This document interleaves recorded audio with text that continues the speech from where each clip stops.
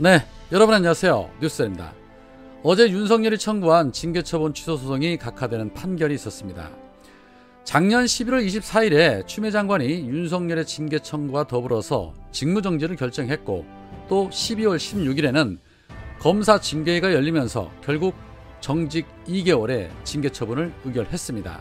이에 윤석열은 징계유예가 위법하다며 헌법 소원을 냈지만, 헌재는 올해 6월 24일 윤석열이 청구한 헌법 소원에 대해서 각하 처분을 내렸습니다. 또한 법원에 징계 처분 청구 소송을 낸 부분에 대해서도 법원은 기각 처분을 내렸습니다. 그리고 어제 12월 10일 직무정지 처분에 대한 취소 소송에 대해서도 각하 처분을 내렸습니다. 고로 윤석열이 청구한 세 가지 사건 모두 헌재와 법원은 다룰 가치조차 없는 사안으로 판결을 내린 것입니다. 추미애 장관의 처분은 매우 정당한 것이고 합당한 것이었으며 절차상 문제가 없었다는 것이 확인됐고, 윤석열의 위법이 모두 인정이 된 것입니다. 그동안 수사를 방해하고 감찰을 방해하고 판사를 사찰했던 어마어마한 사실들로 인해서 징계를 받은 부분과 직무정지는 모두 정당한 것이었다라고 재판부가 인정을 한 것입니다. 자, 이 부분이 매우 중요한 이유는 간단합니다. 윤석열은 징계받은 자입니다. 공무원 생활하면서 위법을 저지른 자가 뻔뻔하게 아무런 제재도 받지 않고 대선 후보로 나선다는 것 자체가 있을 수도 없는 일이라는 겁니다.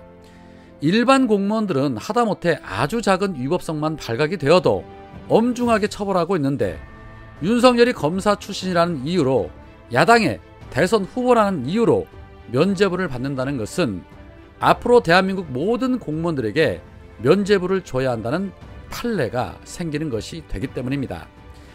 윤석열의 징계가 합당하다는 결론이 나온 만큼 다시금 윤석열에게 사퇴서를 반려해야 된다는 생각입니다. 비사실이 적발된 자는 퇴직이 보류되어야 맞습니다. 연금도 박탈해야 하며 다시금 원점으로 되돌려야 맞지 않을까 생각합니다. 이 부분에 대해서는 박범계 장관님이 적극 나서서 해결을 해 주셔야 합니다. 공무원법을 위반한 자가, 검찰청법을 위반한 자가 대선 후보라는 것은 말이 안 되는 논리입니다. 법치주의 국가라면 이런 선례를 만들어서는 안 되는 것이죠.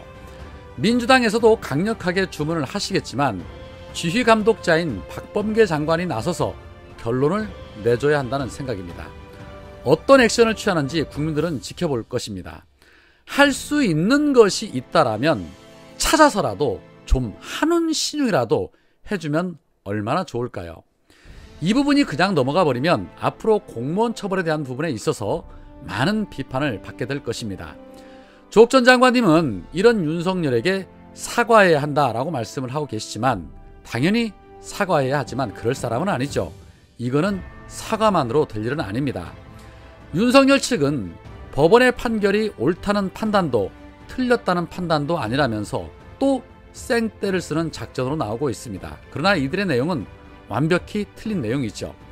어제 판결문에는 이 사건 징계 처분 취소 소송에서 원고에 대한 징계 청구 사유 중 일부가 적법한 징계 사유로 인정이 됐고, 징계 청구 사유 중 일부가 이 사건 징계 처분에 적법한 징계 사유로 인정되지 않았다거나, 이 사건 징계 처분이 해임 또는 면직이 아니라 정직 2월에 그쳤다는 사정만으로는 이 사건 처분이 합리적 근거 없이 이루어진 처분이라고 볼 수 없음이라고 명시가 되어 있습니다.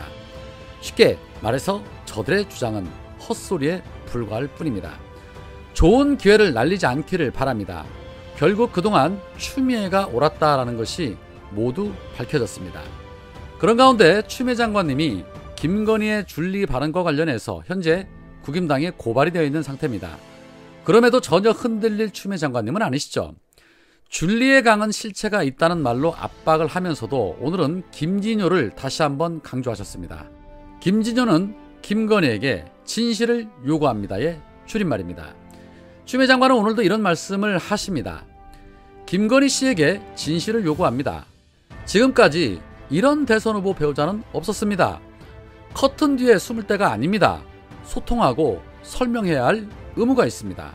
첫 번째, 논문 표절이 아니라면 언론을 불러놓고 직접 논문 내용을 당당하게 설명할 수는 없습니까?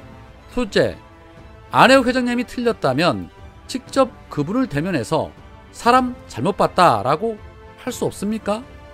46년생인 어머니 최은순의 나이 76세보다 안 회장님은 48년생으로 74세인데 나이 탓하며 기억을 불신하는 것은 도리가 아닙니다 라며 다시 한번 김건희에게 모든 의혹에 대해서 진실을 밝혀줄 것을 촉구하셨습니다.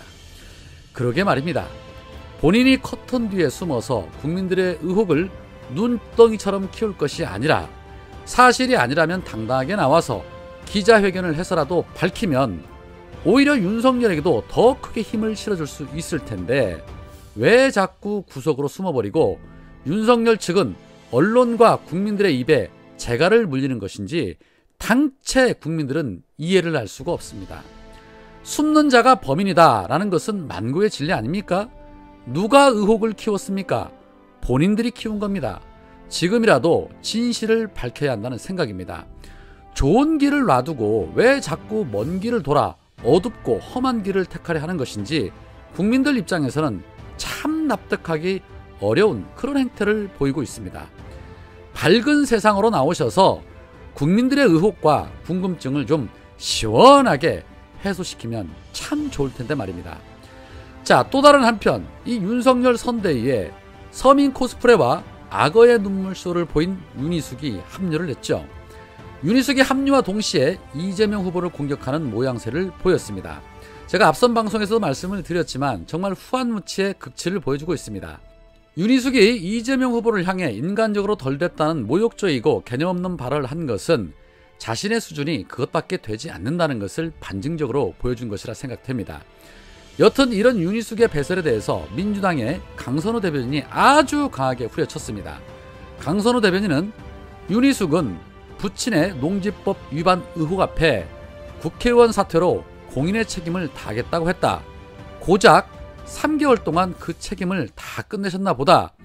김성태, 함익병, 노재승도 모자라 부친 부동산 투기 문제로 의원직마저 사퇴한 윤희숙을 합류시키는 걸 보니 절망스러울 따름이다.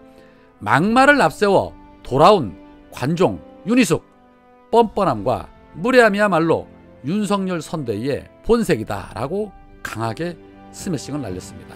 그렇죠. 뻔뻔함과 무례함은 저들을 능가할 사람들이 없습니다. 김성태, 함익병, 노재승 그리고 윤희숙, 거기에 선대위에 합류한 인사들 몇몇을 보면 참 말하기도 입 아픕니다. 국민들께서 현명하게 잘 판단하실 겁니다. 당명을 수시로 바꾼다고 해서 사람 변하는 거 아닙니다. 오늘은 여기까지입니다. 고맙습니다.